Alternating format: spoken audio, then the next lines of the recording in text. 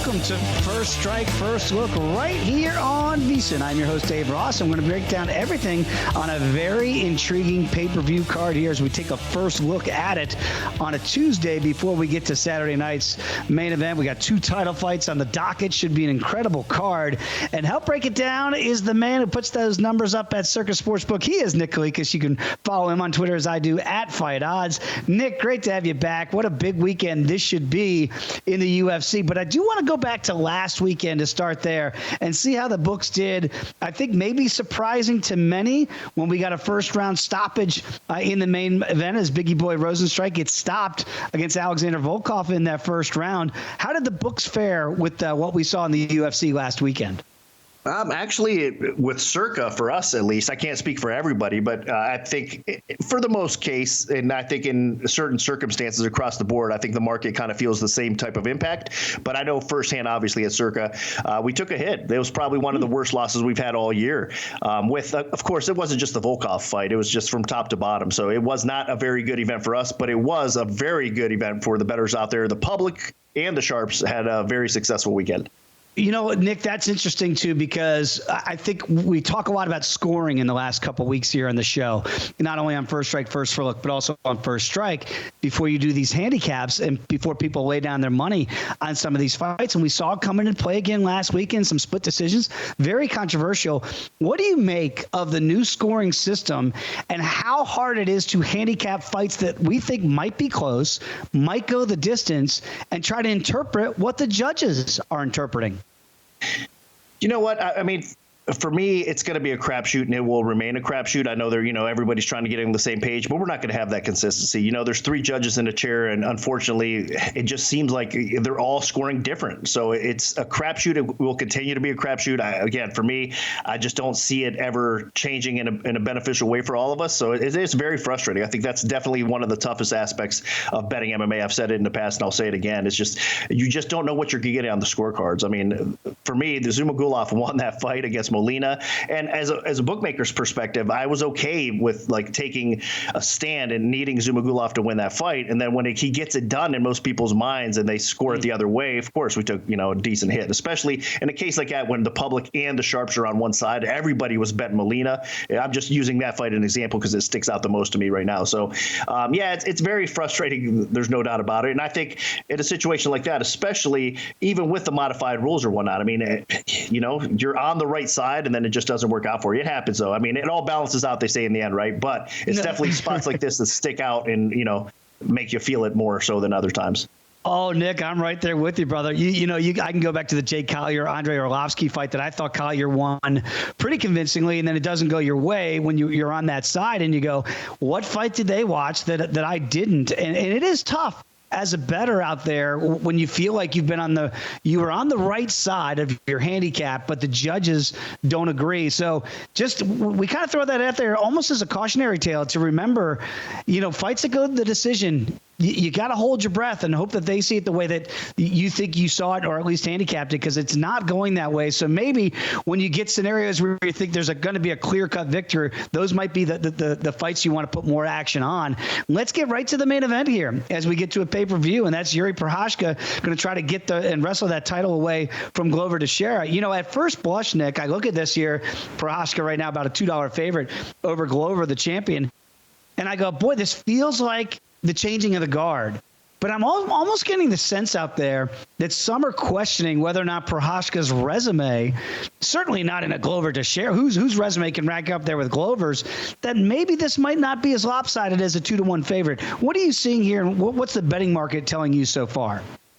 Well, the betting market opened pretty low. It opened minus 130, minus 140 overall across the board, and now we're seeing minus 200. We opened at minus 210 at Circa, and it's been staying steady. There hasn't been a ton of action either way. No significant sharp bets coming in on the favorite. No significant sharp bets as of yet coming in on the underdog as well. And then the market kind of caught up to us because you're seeing a minus 200 spots all over the place right now. So I think it's staying steady, but again, we will see some movement, especially as the limits increase, around the world or whatnot. We'll see more action coming in on this fight and as if we get closer to fight day. But yeah, there is a lot of question marks, I think, still surrounding Prochazka in this spot because, again, for most of us that have been following the sport for a long time, even before Prochazka came into the UFC, we were aware of him. We knew what kind of talent he was. But I think a lot of the newbies out there are not really sure of what he can do or whatnot. So I think Glover has been more of the household name. You know what you're getting with him. This guy's a phenomenal fighter. I'm so happy for him finally getting that strap. You know, he deserves it. He's just such a great fighter. Again, even before he came, he's had a long UFC career, but before he came to the UFC himself, you know, there was a lot of buzz and hype and respect with the Glover's name. So for him finally to get that strap, and again, he has a path to victory here as a dog, and people are going to buy into that. I mean, you can't sleep on his striking, but it's obviously the ground game with Glover that's going to come into play here. If he can, he's going to try to utilize that strength, and that's the question marks I think people have with Prochazka right now is if he gets the fight to the floor, if Glover does, can Prochazka survive on the ground against him? So that's the ultimate question mark. On the feet, obviously, Prochazka does have a big advantage. Well, I think you just eloquently broke it down there, and I'm right there with you. When you look at Glover and obviously the way he dominated Jan Blachowicz to win this strap, and again, you can go back to Blachowicz. I know it was an upper weight class for Israel Adesanya, but the way that he dominated Izzy back in the day, kind of do those properties, and, you know, this guy beat this guy. Prochazka just hasn't been in there with anybody of that ilk. Yeah, he's been in with good guys and good fighters like Dominic Reyes, but not killers like Israel Adesanya. And certainly, you know, the level of competition that Glover has seen. What really surprises me is I look at the total. Over 1.5 in a potential 5-round fight is just juiced to -130. The under a round and a half is plus $1 right now. What do you make of that? Because, Nick, it kind of shows two clear paths, right? That either Prochazka's going to get this done early or Glover's going to utilize that wrestling and make this a longer night than Prochazka wants. Yeah, and right now, I mean, again, it's kind of holding steady, 1.5. It's the finishing ability that both these guys have, though, too. You're right. If it goes over, it's probably Glover surviving that first round, getting into the second round, and starting to utilize that wrestling and maybe, you know, that submission game as it goes a little bit. So it probably, if Glover wins this fight, it more than likely goes over 1.5 rounds.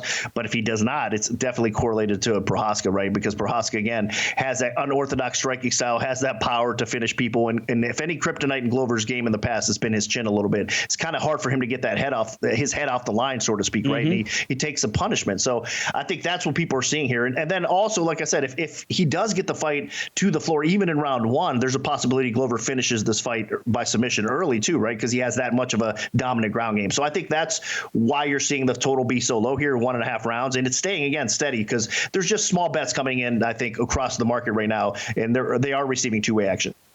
So Nick Kalikas, follow him on Twitter as I do @FightOdds. And again, you mentioned getting that head off the line. You've got a great program on the line. Very quickly, with a big pay-per-view like this, what are the people going to get when they check that out on Fight Pass? Yeah, we cover the card from top to bottom, and we give our best bets, the prop bets, every gambling aspect you can think of this card. So it is available right now on UFC Fight Pass. It's an awesome show. I urge you guys to go check it out.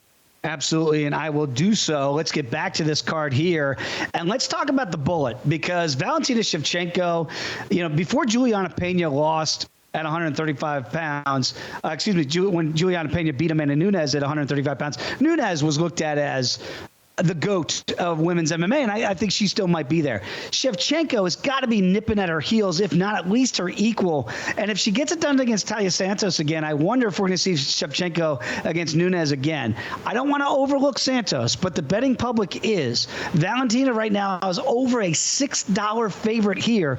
Will you see dog action come in, specifically because of what we saw Pena do to Nunes, and maybe people say, I got to take a stab at this title shot? We will. And historically, these lines for dominant female champions, like you said, they've been ridiculously high favorites, right? Shevchenko dominates everybody at 125. I mean, there hasn't been any close competition for her, really.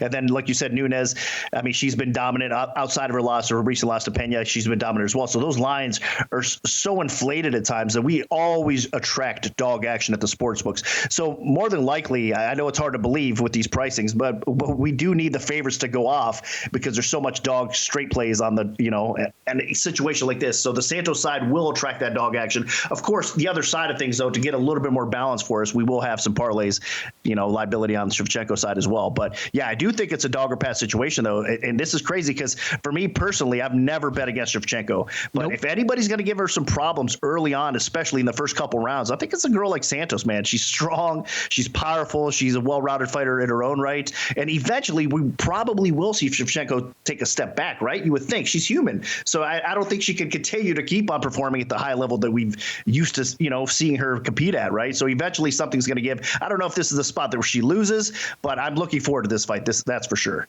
It's so interesting too, Nick, because you look at Shevchenko. At some point we kind of thought maybe she's a decision fighter because she was, fought at 115 and then she had to go up to 125. She was up as high as 35.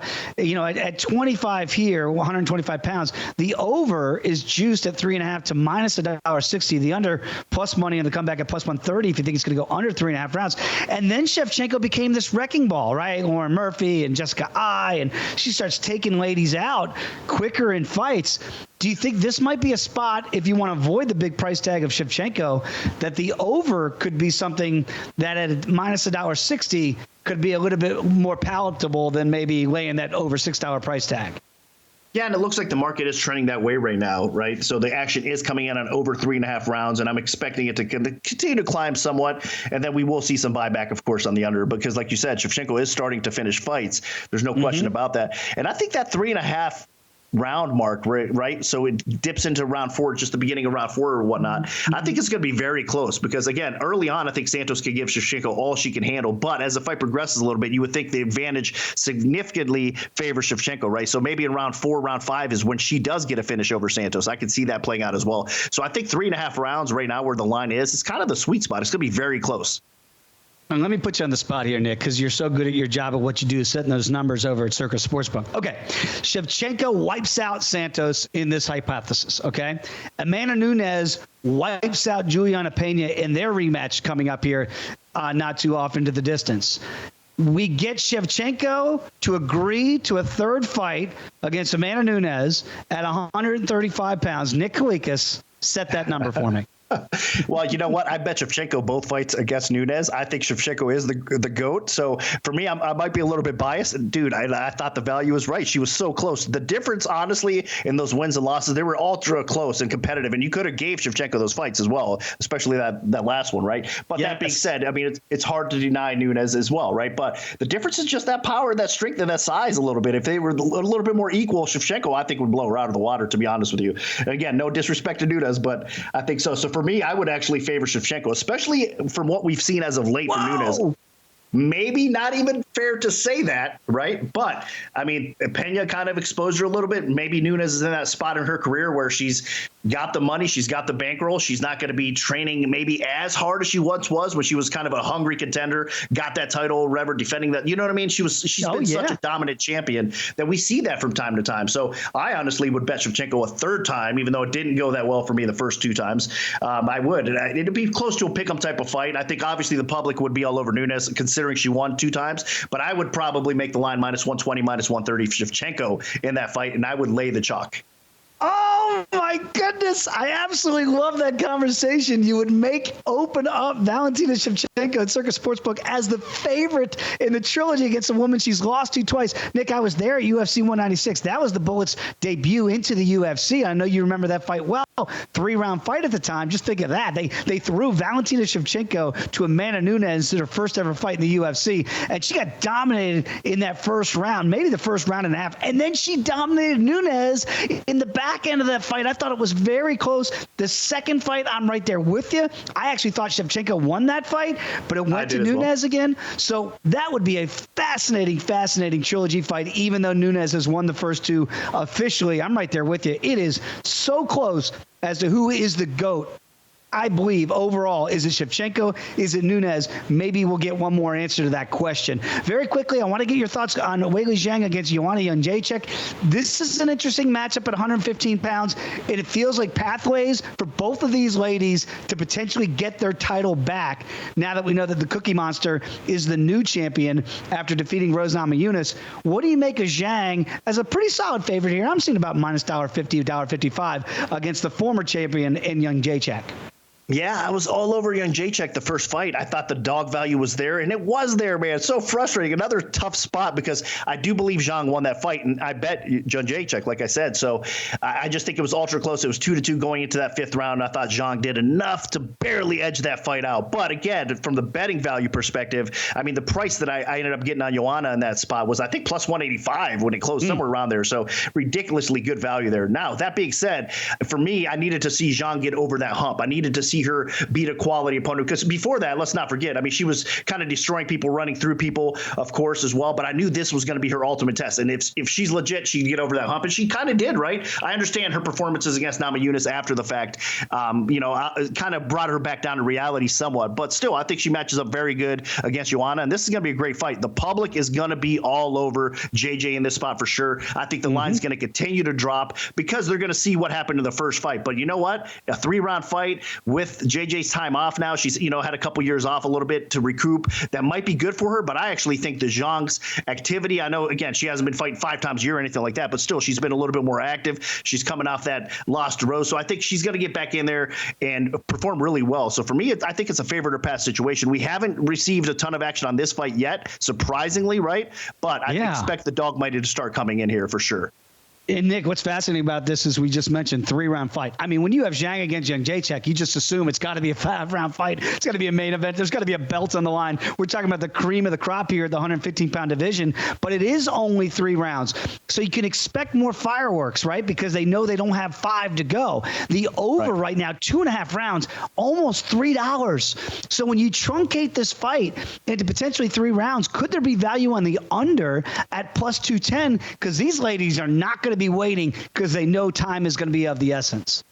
Absolutely. And they're both finishers. They have the capability to finish fights as well. So, yeah, there's no way I would lay the chalk minus 250, minus 240s out there that you're seeing. I think it's a dog or pass situation as far as the total goes. You have to bet under because I know a lot of people think, okay, these ladies are so quality. I mean, they're top of the food chain, of course, and their durability is normally there as well. So probably does go. Of course, it should go, right? That's why you're seeing it be that chalky or whatnot. But, again, where there's value, there's value. And I think, if anything, there's something maybe giving here. And we've seen Young Jacek in the past. Like, I mean, that hematoma that she's had, from that Zhang fight was ridiculous. And she's had something like that occur in the past as well. It wasn't just that fight. So I think at this point of her career, she gets marked up and she really shows it on her face to the point where she's going to absorb some damage. And Zhang hits really, really hard. So I expect her to kind of wear it on her face a little bit. And we might see a finish before it hits the scorecards here. So I would not lay the chalk. I'm with you. There's value to me right now playing the under at over $2. We'll see where that market moves here. That's why it's first strike, first look before we get to first strike on Friday. Nick, very quickly, it's a pay-per-view. It's a loaded card. Is there another fight, maybe on the prelims or the main card, that really entices you from a betting perspective?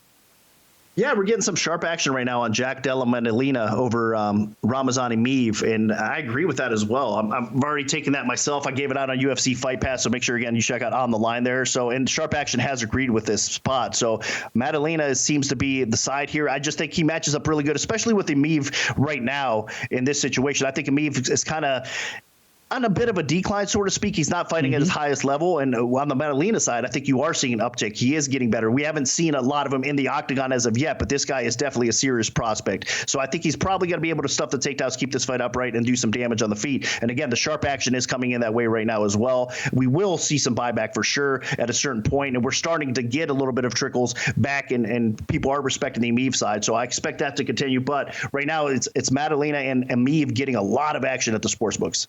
And right now, Maddalena about a minus $1.50 as we sit here at First Strike, First Look on a Tuesday. Hey, Nick, we could do this all day, but you're a busy man, so I got to let you go. But I really appreciate the time for joining us on First Strike, First Look. And again, follow him on Fight Odds. Check out On the Line on ESPN and on Fight Pass. Nick, enjoy the fights. We'll catch up again soon. Sounds good. Looking forward to it. I'll see you guys. I'll talk to you guys on Friday. Absolutely. You'll see Nick and I back here on VSiN on First Strike. We'll see you then. Enjoy the rest of your week. We'll see you on Friday on First Strike on VSiN, the Sports Betting Network.